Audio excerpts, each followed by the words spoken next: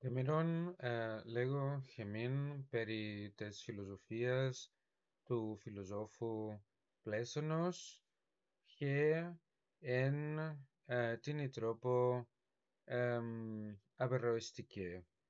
Ότι εκείνος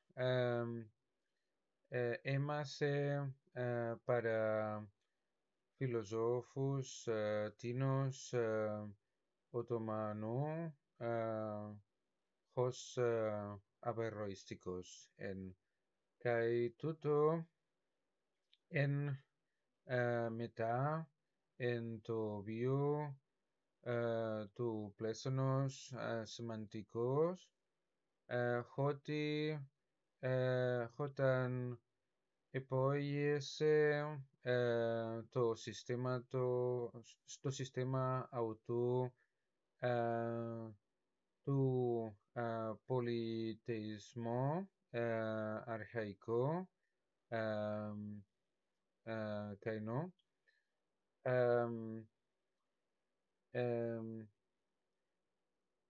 είχε μεν ως αρχήν φιλοσοφικήν των πλατωνισμών εκεί, αλλά χαί μορφάι κυριάι εν τούτο το συστήματι εν έσαν χοι σεοι αρχαϊοι.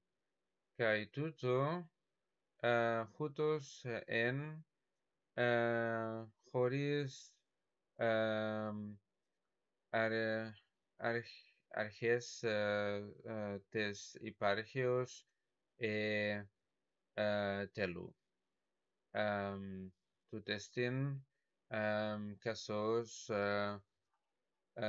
την φιλοσοφίαν του Πλέσωνος ουκ έχει ο κόσμος αρχήν ούτε τέλος, αλλά αε υπάρχει καί μόνον αλλάζεται εν το μέσο αυτού δια των μορφών των θεών.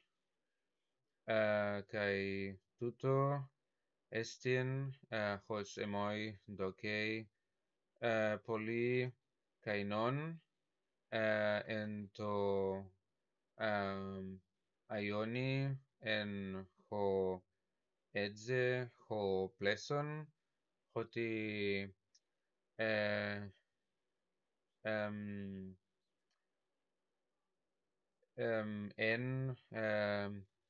εν τάουσα και φιλοσοφία κυρίως χριστιανική καί σχολαστική καί εκεί λέγεται αε πως ο κόσμος αρχήν έχεν καί τέλος μέλη έχεν. Διό εν και φιλοσοφία του Πλέσωνος εν αυτός έγραφε εν βιβλίο ονόματι νόμων, περί νόμων.